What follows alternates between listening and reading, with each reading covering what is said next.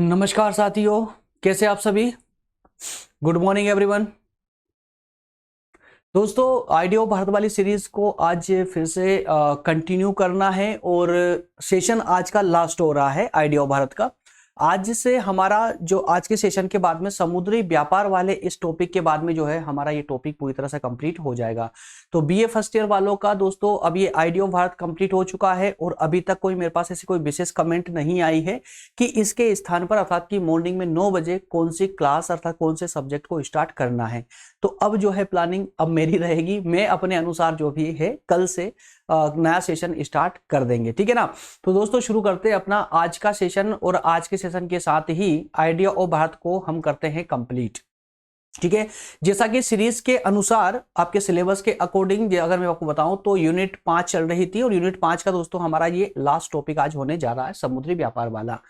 इससे पहले सभी टॉपिक वाइज टॉपिक पूरे लेक्चर हुए हैं, है ना। लेक्चर इससे पहले 26 लेक्चर हमारे हो चुके हैं। अगर कोई नया स्टूडेंट है जो पहली बार अगर यही सेशन देख रहा है तो मैं बता दूं आइडिया ऑफ भारत पर हमारा पूरा टॉपिक वाइज टॉपिक, है ना, प्रत्येक चैप्टर पर सेशन हुए हैं।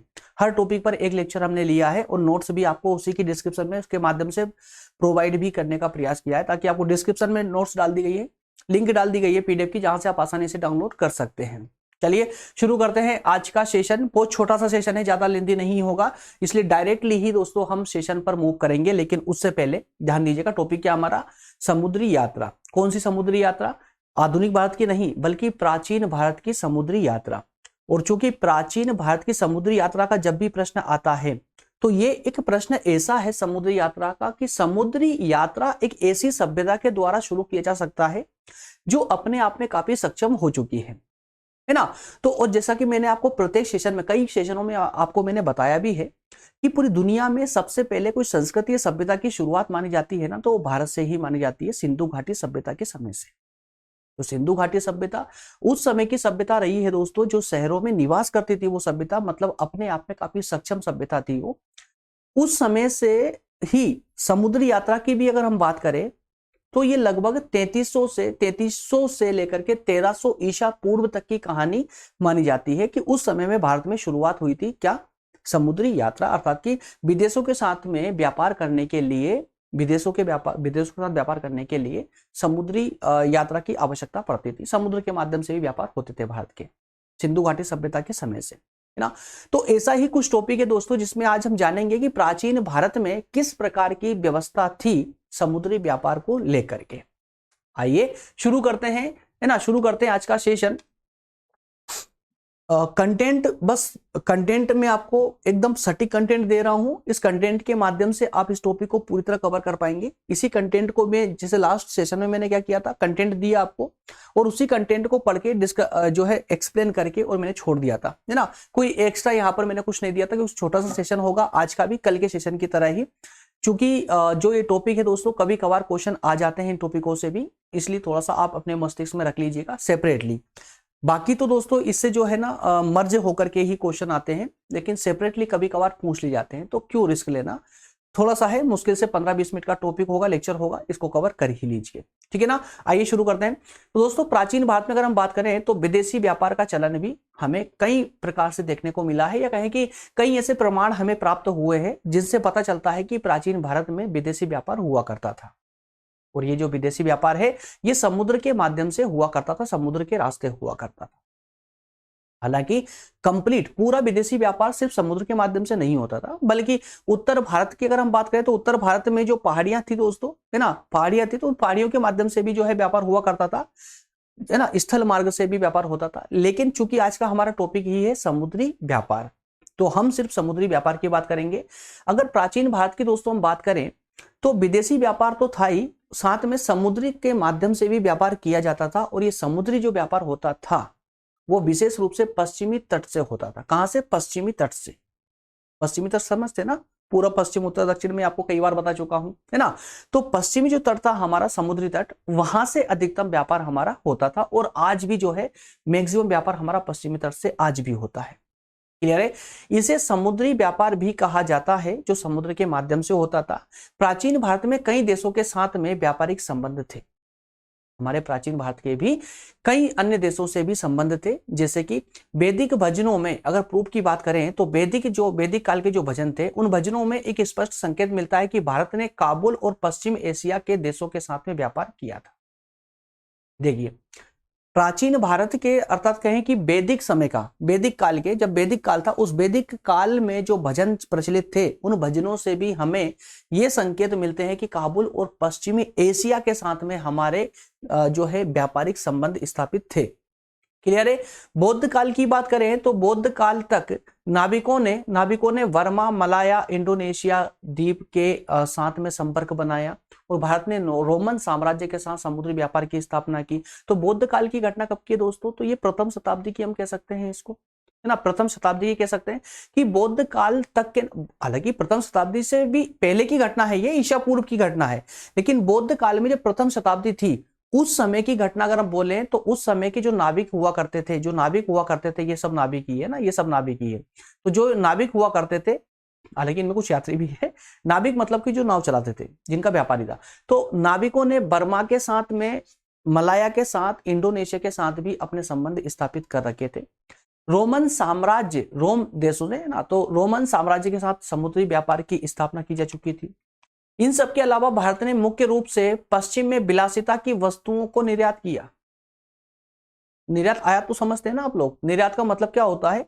अपनी वस्तु को किसी और देश में बेचना, ठीक है ना, उसको हम निर्यात बोलते हैं।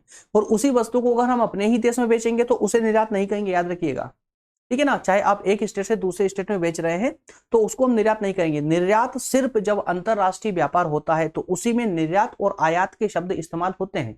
निर्यात होता है अपना माल विदेशों में बेचना और आयात होता है विदेशों से अपने लिए माल खरीदना। क्लियर है ना। तो इसी प्रकार से उस समय प्राचीन भारत में जो है पश्चिम, अर्थात कि जो पश्चिम के देश थे, उन पश्चिम के देशों को भारत विलासिता की वस्तुएं बेचा करता था, जिनकी पश्चिम में मांग भी बहुत हुआ करती थी। रोमन साम्राज्य के पतन के बाद में, हालांकि जब रोमन साम्राज्य का जब पतन हुआ तो उस समय पश्चिम के जो हमारे व्यापारिक संबंध थे उनमें काफी गिरावट देखने को आई थी, काफी गिरावट हुई थी। लेकिन फिर भी जैसे तैसे तो संबंध चलते रहे, व्यापार थोड़ा बहुत कम मात्रा में हुआ लेकिन व्यापार चलता रहा। लेकिन अरब देशों के साथ में व्यापार चलता रहा। जो अरब देश थे उनसे पहले के, रोमन साम्राज्य से पहले के जो देश थे, अरब राज्य या अरब देश, उनके साथ व्यापार भारत का होता रहा था, उसमें कोई रुकावट नहीं आई थी।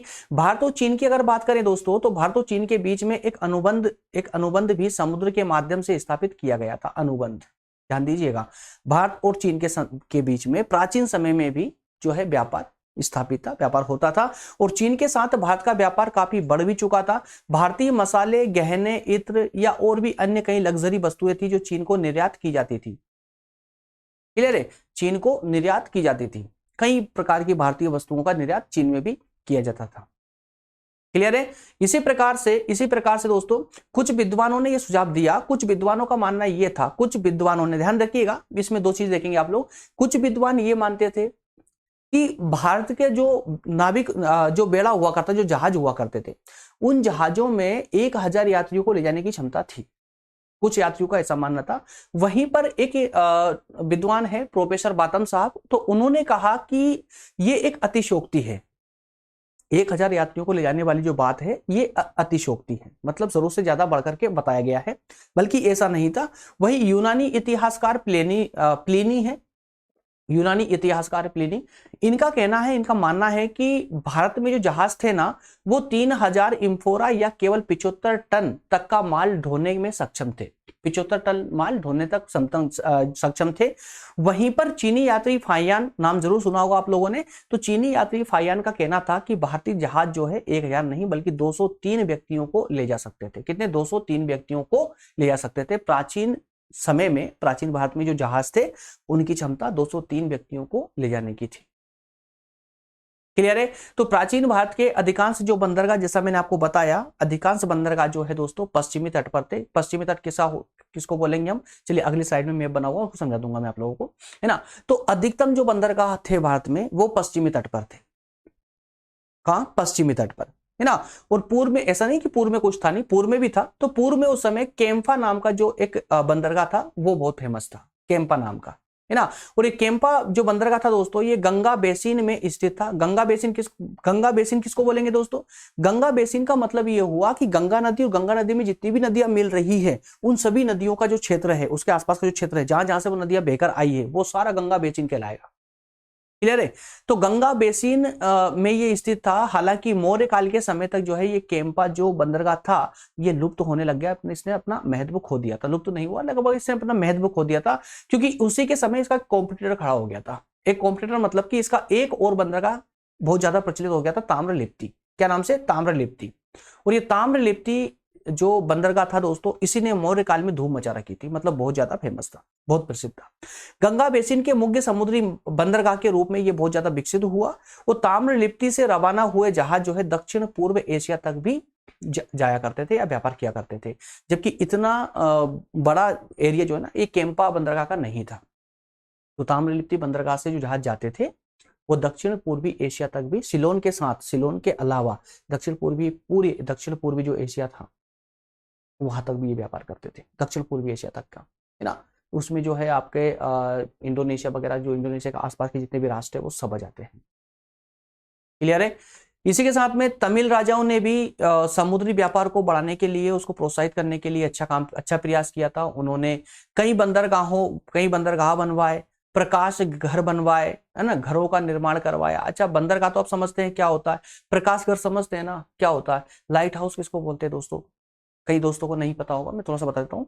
लाइट हाउस को हिंदी में प्रकाश घर बोलते हैं। लाइट हाउस मतलब ये होता है दोस्तों कि जो बंदरगाह होता है या कहीं की समुद्री जो तट होता है ना, तट पे ऊंची सी, आपने देखा हो कहीं पर भी ऊंचा सा स्तंभ बना दिया जाता है, ऊंचा सा स्तंभ बनाते हैं काफी ऊंचा, और उस पर एक लाइट लगा देते हैं, जिससे कि दूर कहीं पर जहाज के यात्री होते हैं तो उनको उस लाइट से समझ आ जाता है ना, कि ये कहां, कि तट कितना और दूर है।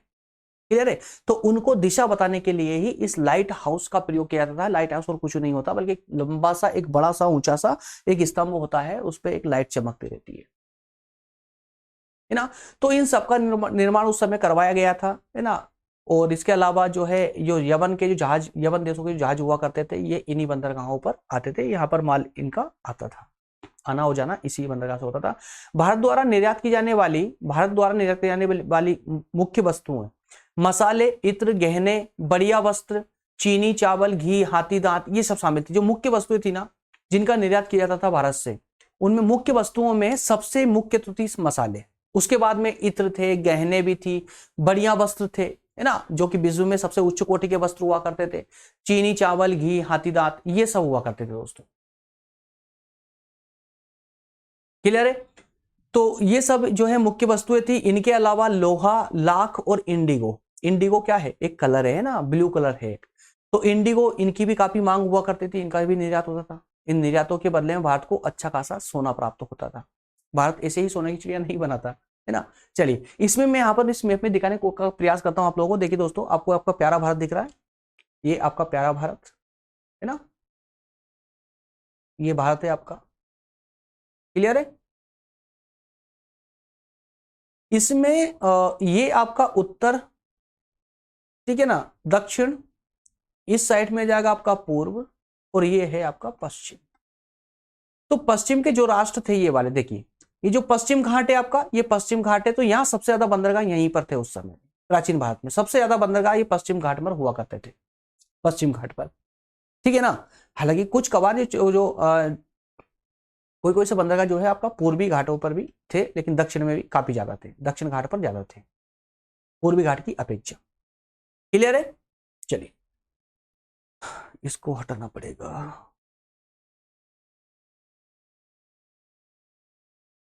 ओके, तो प्रायद्वीप की बात करें, प्रायद्वीप भारत किसको बोलते हैं दोस्तों? जो पानी का हिस्सा है उसको हम प्रायद्वीप बोलते हैं ना। तो प्रायद्वीप के कई हिस्सों में बड़ी मात्रा में रोमन सिक्के पाए गए हैं। प्रायद्वीप के हिस्से में, है ना, निचले हिस्से जो है हमारा दक्षिण भारत, उसमें काफी मात्रा में रोमन सिक्के पाए गए हैं। और रोमन सिक्कों को पाए जाना हमें ये संकेत देता है, ये संकेत करता है कि उस समय हमारे रोम के साथ जो व्यापार होता था इन सिक्कों के माध्यम से होता था, है ना, जिसे हम नियमित मुद्रा के रूप में यूज करते थे, इस्तेमाल करते थे। इसके अलावा भारत ने पश्चिम से मिट्टी के बर्तन और कांच के सामान का आयात भी किया है। ऐसा नहीं कि सिर्फ निर्यात करते थे, आयात भी करते थे। तो कांच के बर्तन, मिट्टी के बर्तन, है ना, कांच का सामान वगैरह, ये सब आयात किया जाता था भारत की ओर से। विदेशों से। पौंडीचेरी के पास में अरिकमेडु है। पौंडीचेरी के पास में, पौंडीचेरी की मैप अगर होता है, मैप के यहाँ पर आसपास है, पौंडीचेरी के पास में अरिकमेडु, और वहां की संस्कृति के अनुसार, वहां की परंपरा के अनुसार ही ना वहां पर कुछ अवशेष पाए गए हैं। और उन अवशेषों से हमें यह पता चला है कि उस जगह पर, मतलब पौंडीचेरी के अरिकमेडु में पश्चिम में जो शराब बनती थी उसकी बहुत डिमांड थी। शराब के अलावा टिन, शीशा, मूंगा या गुलाम लड़कियों की, इन सब की बहुत मांग हुआ करती थी। भारतीयों ने चीन से सिल्ट का आयात भी किया था। सिल्ट का आयात भी चीन से इन्होंने किया। इस प्रकार हम कह सकते हैं कि प्राचीन काल में समुद्री व्यापार का विकास जारी रहा, निरंतर रूप से समुद्री व्यापार होता रहा। लेकिन हालांकि कुछ हुआ ऐसा भी भारत में, आपने सुना भी होगा कि एक समय में, मतलब प्राचीन भारत में ही समुद्री मार्ग को, या कहें कि समुद्री यात्रा को धार्मिक रूढ़ियों के कारण जो है उसको अशुभ माना जाता था, है ना। तो बाद में इस व्यापार का व्यापारियों पर एकाधिकार हो गया। ध्यान देना, व्यापार का, व्यापारियों का नहीं, व्यापार का व्यापारियों पर एकाधिकार हो गया। कैसे हुआ? क्योंकि ये माने जाने लगा आगे चल करके कि विदेशी भूमि की यात्रा करने से अशुभता पैदा होती है। अशुभता क्या माना जाने लगा भारत में कि विदेश, समुद्र की यात्रा करके किसी और देश में जाकर के वापस आना अशुभता का संकेत है, अशुभ होता है। और इस अशुभता को किसी भी तरह से समाप्त नहीं किया जा सकता, इसका कोई भी इलाज नहीं है। इस कारण से जो उच्च वर्ग के लोग थे उन्होंने समुद्री व्यापार या समुद्री यात्रा करने से पूरी तरह परहेज करना चालू कर दिया, मतलब उन्होंने समुद्री यात्रा करना बंद कर दिया। तो इस तरह से जो लोग इसके लिए सक्षम थे वो पहली फुर्सत में बाहर हो गए। और अगर ये उच्च वर्ग समुद्री यात्रा के साथ में अगर जुड़े रहते तो संभवतः और स्पीड से और गति से विकास होता। लेकिन इन लोगों के बाहर होने से समुद्री विकास जो यात्रा थी वो थोड़ी और मंदी पड़ गई थी। इसके बाद में कुछ शताब्दियों बाद अरब देशों ने और चीन ने भी जो है अपने जहाज निर्माण की कला प्रारंभ की और काफी प्रगति भी उसमें की। क्योंकि जैसी भारत में धारणा थी, वे कौन सी धारणा भारत में कि समुद्री यात्रा अशुभ मानी जाती है, तो वो धारणा जो है अरब और ये चीन में नहीं थी। इस कारण से इन्होंने जैसे निर्माण किया जहाज का, वैसे ही इन्होंने काफी प्रगति भी। इस तरह से मात्र छोटा सा कंटेंट बस आपका मात्र बचा हुआ था। आगे अब कोई टॉपिक नहीं, सेशन आपका कंप्लीट हो चुका है, ये पूरा सब्जेक्ट ही कंप्लीट हो चुका है। बस अंतिम रूप से आपके सामने आना था आइडिया ऑफ भारत को लेकर के। इसके बाद में दोस्तों आइडिया ऑफ भारत का कोई सेशन नहीं है, इसका मॉडल पेपर में आपको पहले ही प्रोवाइड कर चुका था, है ना। सेशन को स्टार्ट करने से पहले ही मैं आपको मॉडल पेपर इसका प्रोवाइड कर चुका था, जिसमें मैंने इंपॉर्टेंट 25 प्रश्न आपको बताए थे आइडिया ऑफ भारत को लेकर के। संभवतः आपने सबने उसको देखा भी होगा, और नहीं देखा हो तो एग्जाम के लिए उसको देख करके अपने जो है एग्जाम के लिए लाभ उठाइए उसका, और अच्छे मार्क्स उसके माध्यम से प्राप्त होंगे। और उम्मीद तो मैं ये करता हूं कि इस सेशन को आपने शुरू से लेकर अभी तक फॉलो किया है, तो अब कोई प्रॉब्लम नहीं आएगी। और जब भी आप मॉडल पेपर देखेंगे तो उसका प्रत्येक क्वेश्चन आपको समझ आएगा, और प्रत्येक क्वेश्चन का आंसर देने में अब आप सक्षम हो चुके हैं। अब आपको कोई प्रॉब्लम नहीं। आइडिया ऑफ भारत अगर आपका सब्जेक्ट है और आपने एक भी टॉपिक बीच में नहीं छोड़ा है, बिल्कुल कॉन्फिडेंट होकर के आप एग्जाम में जाइएगा। अब आपका एग्जाम जो है ना सबसे बेहतर जाने वाला है सब्जेक्ट का। ये सब्जेक्ट ऐसा है जिस पर कभी कोई गैप हुआ ही नहीं है, कंटिन्यू चला और बहुत जल्दी कंप्लीट भी हो गया, क्योंकि आप लोगों का इंटरेस्ट इसमें बना रहा। अब कल से देखते हैं नेक्स्ट टाइम से किस सब्जेक्ट की शुरुआत होती है, वो कल ही बताएंगे, या हो सकता है कि दोस्तों दिवाली के बाद में जो है ये सेशन स्टार्ट हो। क्योंकि मैं आप लोगों को बता दूं, अच्छा हुआ अभी याद भी आ गया मुझे, एक्चुअली मैं आपको बताना भी था दोस्तों, 11 तारीख से लेकर के 15 तारीख तक जो है हमारी क्लासेस ऑफ रहेगी दिवाली के कारण, है ना। 11 से लेकर के 15 तक, ठीक है ना। तो इन 4-5 दिनों में जो है आप लोग, ऐसा नहीं है कि यहाँ पर सेशन आना बंद हो जाएंगे तो आप लोग पढ़ाई छोड़ दो।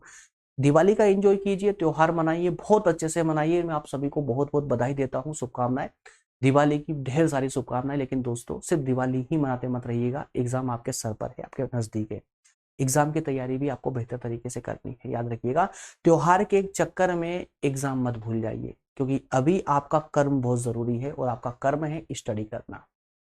त्योहार जिंदगी भर आते रहेंगे, साल में एक बार जरूर आएगा, लेकिन एग्जाम साल में एक बार नहीं मिलने का। एक बार छोड़ा छूट गया हमेशा के लिए। वो एक अलग बात है कि आप अगले साल भी एग्जाम के लिए ट्राई कर सकते हैं, लेकिन याद रखिएगा अपनी इंपॉर्टेंट जीवन में से एक साल आप लोग गवा चुके होंगे, और एक साल कैसे मिलता है, 1 मिनट आप लोग पूरी जीवन की संपत्ति लगाकर भी आप अपने जीवन का 1 मिनट नहीं खरीद सकते। तो 1 साल सोचिए कितनी बड़ी बात होगी। ना, इसलिए यार फेल मत होइए, आगे बढ़ते जाइए, पीछे मत हटिए। चलिए मिलेंगे नेक्स्ट सेशन में दोस्तों, तब तक आप सभी का बहुत बहुत धन्यवाद। और नेक्स्ट सेशन में जो भी सेशन सीरीज आएगी उस पर जो भी है आपका बाकायदा वेलकम करेंगे, नई सीरीज के साथ में, नए सब्जेक्ट के साथ में मिलेंगे नेक्स्ट सेशन में। और अभी आज 10 बजे वाला सेशन थोड़ा सा मुश्किल लग रहा है मुझे, लेकिन कोशिश तो रहेगी कि सेशन ले लें। बाकी थोड़ा सा मुश्किल लग रहा है क्योंकि अब थोड़ा सा जो है प्रॉब्लम ही चालू हो गई है और निकलना भी है दोस्तों यहाँ से, है ना। तो देखते हैं क्या होता है। आपको जो है ग्रुप में आपको नोटिफिकेशन डाल दिया जाता है, टेलीग्राम ग्रुप पर भी और व्हाट्सएप ग्रुप पर भी। और अभी तक अगर आप ज्वाइन नहीं हो, अगर नए स्टूडेंट हो ज्वाइन नहीं हो, तो आप डिस्क्रिप्शन से जो है टेलीग्राम और व्हाट्सएप ग्रुप को ज्वाइन कर सकते हो, जहां पर हमारी सभी क्लासेस के नोटिफिकेशन आपको आसानी से मिलते रहे। थैंक यू दोस्तों, थैंक यू सो मच। मिलेंगे नेक्स्ट सेशन में, बहुत बहुत धन्यवाद, थैंक यू।